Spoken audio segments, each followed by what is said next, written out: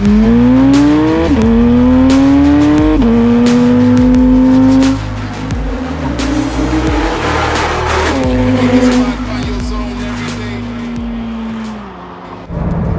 you guys can see, this is a little bit of a different video here on my YouTube channel. My biggest passion in life is Porsche and sharing that passion with the world. So part of this new chapter, I want to bring you guys as many cool Porsches as possible and teach you guys about them, because it also gives me a chance to learn about them as well. So today we're talking about the 991.2 GT3RS. To me, it's almost the perfect street car, as I absolutely love motorsports, and it doesn't get any better than this for street driving. But I do want to take this time to thank my good friend Richard for allowing me to drive his GT3RS for the day. So today we're going to cover how does this car compare to the new 992 GT3 and what makes this car so amazing. Let's go ahead and get into it.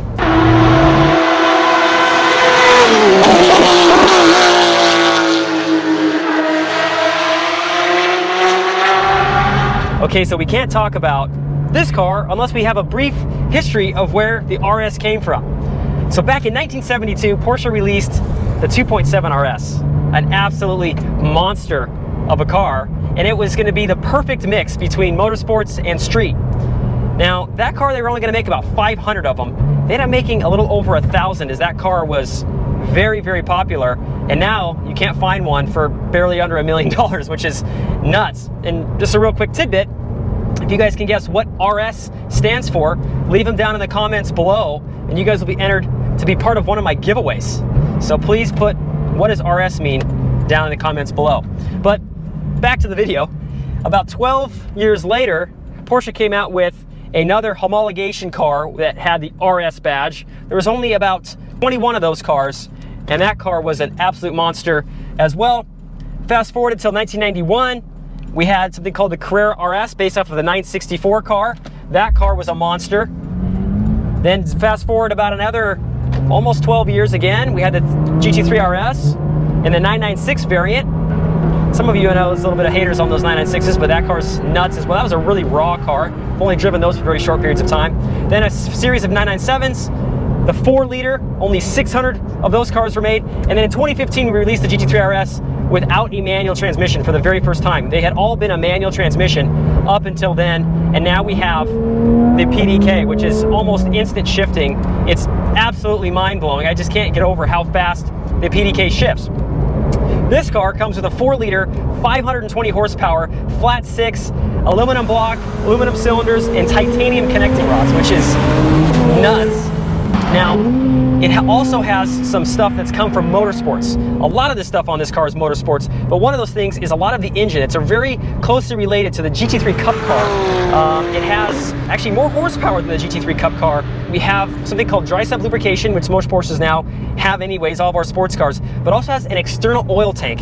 But what's the purpose of this external oil tank? Well, the biggest thing is it really helps filter this oil through the motor as we're going through those crazy lateral G-forces on the car. There's something called a scavenge pump. This car has 7. Previous generations only had 4. This has 3 more to really help pull that oil through the engine and get it back into the oil tank so it can be pushed right back out to the motor. Again, that helps big time with the lateral G-forces. If you didn't have that, this car would be starved for oil, and as you're going around those crazy G-force bends, you'd have some kind of engine scoring or engine failure, so to speak, depending on how hard you're going. So that's big, and that's from the motorsports technology. That rear wing is big time motorsports technology. Also kind of in that same back area, I'll highlight it a little bit more when we're outside, is something called rear axle steering. We didn't have that back in the day. But what rear axle steering does is as you're going around these bends, at quicker speeds, it's going to turn that rear wheel in the same exact direction. In slower speeds, like if you're doing cornering in the parking lot, it's going to go in the opposite direction. This just helps with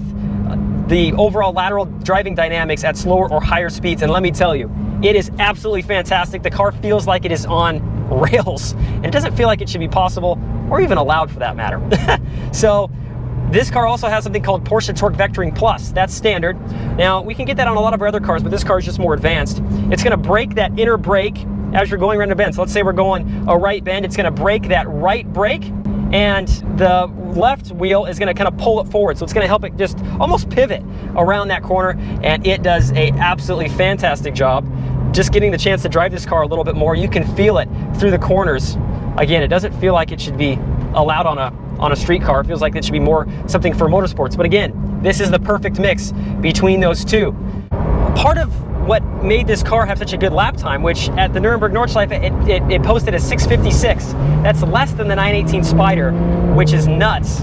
By 1 second. In 4 years, they had a naturally aspirated car beat a hybrid car. I just cannot believe it. But part of what makes it so fantastic is not necessarily the motor. It comes down to the chassis and the downforce that this rear wing has. Can you believe how big that rear wing is? It is almost as if it was a table you could eat off of it. That rear wing has this tremendous amount of downforce. At 184 miles an hour, you got about 900 pounds of downforce. At about 120 miles an hour, you're still over 300 pounds of downforce, which is nuts. That helps it keep it down as you're going through those corners. For most drivers, this car is way more than the average driver can be able to take. Only pretty much a track or race driver can have this car be maxed out, and even then, I think it's testing their limits. For me, the sound, GT3RS may be a little bit quicker, but the sound does not sound like this. The sound is the nuts, and the braking is insane too. That's what, to me, usually separates a race car from a street car, is the braking, but trust me, the braking on this car is very good as well. This car has the optional Weissach package, which is a very special package. We're going to highlight what makes that package so great when we get to the outside. So let's go and hop to the outside.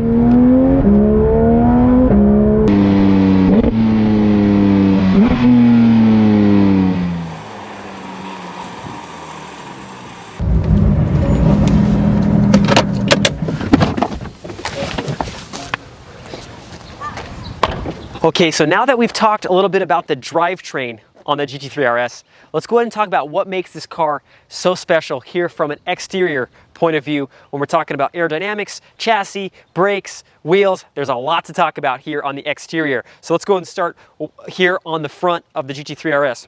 This front lip is wider than the previous generation, which is going to help with more downforce. That's the key with a lot of these GT3RS cars. When we're coming here to the hood, this car has what we call the optional Weissach package, which is going to have a fully exposed carbon hood as well as the roof, which makes for a killer contrast here on the fender that is the body color and the hood that is fully exposed carbon fiber. Now, here inside of this hood, we're going to see what's called a NACA duct. And a NACA duct was actually made for aeronautics, and there's a National Advisory Committee of Aeronautics is the one who came up with this type of aerodynamics, that it helps take the cooling that's coming straight onto the hood of the car and go all the way right down to the brakes to help cool the car. And then there's almost no additional drag coefficient with these NACA ducts, which is absolutely fantastic and killer. Now here on the hood too, we're going to have a sticker instead of an actual emblem here on the GT3RS because it is all about weight savings on this car. Now, this car also has what we call the optional PDLS Plus headlights where they swivel as you're going around bends. We're going to be doing that here just in a little bit, so stay tuned for that. And then here on this front fender, which this fender is carbon fiber, you just can't see it, also has these louvers here, which helps with any significant overpressure that you'll find here as you're driving at higher speeds that's going to develop inside of this wheel well. It's going to help that pressure get out of the top of the wheel well and help keep the car planted, because the number one key here on any GT car is downforce for those faster track times. So that is some of the significant bits here on the very front of the GT3RS. Now let's go and hop and talk about this on the side, about the side skirts, wheels, chassis, brakes, and then we'll hop to the back and geek out a little bit more on the downforce on this GT3RS. I'll see you guys on the side. So when it comes to these wheels, these are very, very rare here on the GT3RS. Most of these magnesium wheels were set for the GT2RS instead of the GT3RS, so it's very rare to find a car with these. These are an option of about $13,000, which was mind-blowing back in 2019, and it saves about 25 pounds, which is crazy. That's a lot of weight over all four wheels. Now that's not just one wheel, that's all four. And then behind this beautiful magnesium wheel, we have these brakes. This one has the optional carbon ceramic brakes, which comes as part of that Weissach package. But if you don't get that, then you can have the steel brakes. But these carbon ceramics save about 50% in weight savings over those cast iron brakes, which is nuts as well. So with this, we have a 6-piston here in the front, 4-piston in the rear. These These calipers are 410 millimeters, and then we have a 390 there in the back. If you get the cast iron brakes, which easiest way to tell they are red, is they are going to be 6-piston in the front, 4-piston in the rear, and they're about 380 millimeters in diameter, both front and rear. So that's a pretty significant difference, but if you're tracking your car, I would recommend just putting steel brakes on your car, as these are very, very expensive, especially if you're tracking your car on a daily basis. If you're not, then I would say keep with the ceramic brakes, and they're gonna last you a very, very long time. Now, it's kind of tough to see because this car sits so low, but this car has in the front what we call McPherson struts with transverse and longitudinal links, which is nuts. This is more motorsport stuff than a standard car, but here that helps keep the car down, along with something called a helper spring, which we're going to be checking that out here in a moment. That helps with the rebound as you're going over bumps and you're making those lateral Gs. Now, this car sits on the Michelin Pilot Sport Cup 2 N2 tire, which is a big improvement over the previous generation tire. Just helps with even more grip. Now, you can also get a Dunlop tire as part of this car, but I'm a big Michelin guy myself, so I would highly recommend going for these tires, and they're not going to last that long. So for some of you that don't know, I used to be a service advisor, and the tires in the rear on these cars typically would last about 7,000 to 8,000 miles depending on your driving style. It's just because they're more a performance-based tire and they don't have a bunch of thick tread. So that's something to keep an eye out for. And so here on the front, we have a 265 front tire, which is the same as my Cayman S that I have. And the rear is a 325, same as the 918 Spyder. So that helps tremendously when you're on the track to keep that big contact patch and keep the car down on the ground. Now, also here on the side, helping with the not only design but as well as the aerodynamics, is the side mirror as part of that optional Weissach package is going to be in carbon fiber, and then this side skirt's a lot wider than the previous generation as well. Helps to keep the car down, as that is a big key of this car. And the engine isn't as big of an upgrade as it was from the previous generation. It's only got about 20 horsepower and about 7 additional foot-pounds of torque. So not anything substantial, but the aerodynamics is what significantly helps keep this car planted to get it that big 6 minutes, 56 seconds Nuremberg lap time. It's enough about talking about the suspension as well as the side of the car. Let's go and hop to the back. So here we have this massive rear wing. It is significantly taller than it is on the standard GT3, and this helps with a significant amount of downforce here over the back of the car. With this downforce, it's about double what it is on the standard GT3. At about 124 miles an hour, you have over 300 pounds of downforce going through this rear wing. And the same on the GT3, we have about half. It's about 75 pounds. So that is significant. Now, also here in the back, we have something part of this optional Weissach package. We have these anti-roll bars that are in here in the back that are going to be carbon fiber. That's derived from the GT3RS. So that's even more aggressive. Helps significantly with weight savings as well as unsprung weight as you're doing lateral dynamic driving and going through the track and just driving the car a lot harder. Now, also here on the back, we have a titanium exhaust. Now, this car is optioned with the Akrapovic exhaust, which is even louder, even helps you save just a little bit more weight. Now, the glass on these rear quarter windows, as well as this rear window, is going to be a polycarbonate, which is going to help us save quite a bit of weight, and it's very, very scratch resistant as well, which is huge because who wants to wipe their glass and then all of a sudden it scratches? No bueno. Also, same thing here on the back. We have this sticker that says GT3RS opposed to an actual logo. Same thing that we had on that sticker on the front of the car. Now here in the back too, we have these dynamic engine mounts which help the car not bounce up and down as much as you're driving more aggressively. So that is big time significant. And then we also have PASM as part of the suspension, as well as PSM, which I wouldn't really recommend turning PSM off. To be honest, most drivers, even very, very experienced drivers, sometimes they turn PSM off when you're driving on the track because it just hinders your lap times. This car, you're almost going to go unnoticed as you're driving very, very aggressively. And then going into the PASM, Porsche Active Suspension Management, you can stiffen up those dampeners even more. I'm just probably going to be keeping it here in the standard setting as we're driving the car today and not putting it in the sport, as that's more of track time use stuff. Is pretty much the most of it here on the outside. So let's go and hop to the inside and show you what makes this car so unique and show you a couple more options that come as part of that optional Weissach package.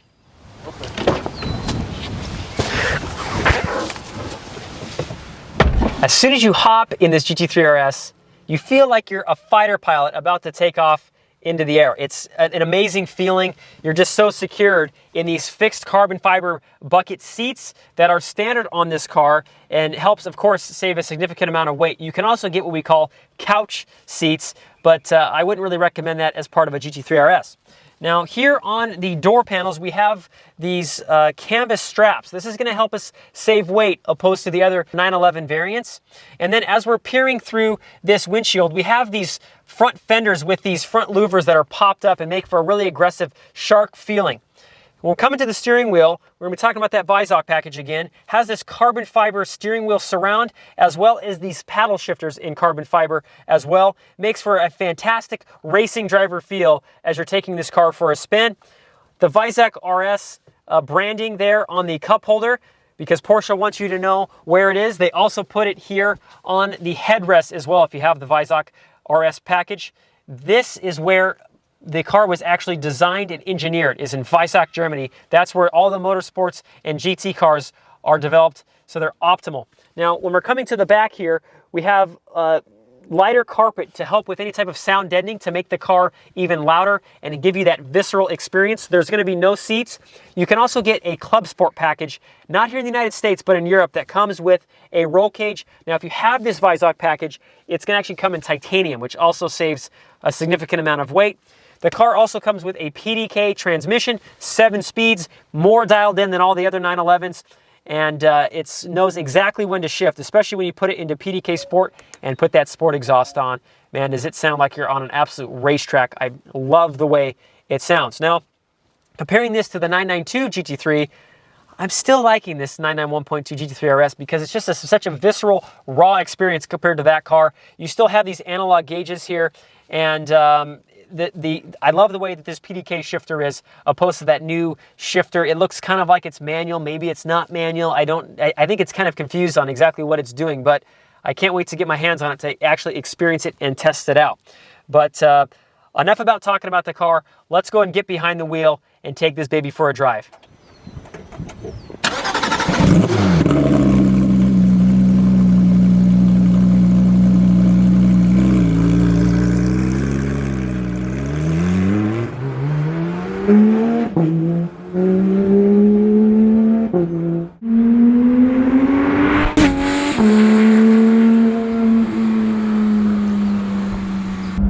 Okay, so now that we went over some of the suspension components as well as kind of some of the minor details of the suspension, let's go ahead and see how she feels through the S-curves using that torque vectoring rear axle steering. The dampeners are going to be in the standard setting. I don't need to put them in any higher of a setting.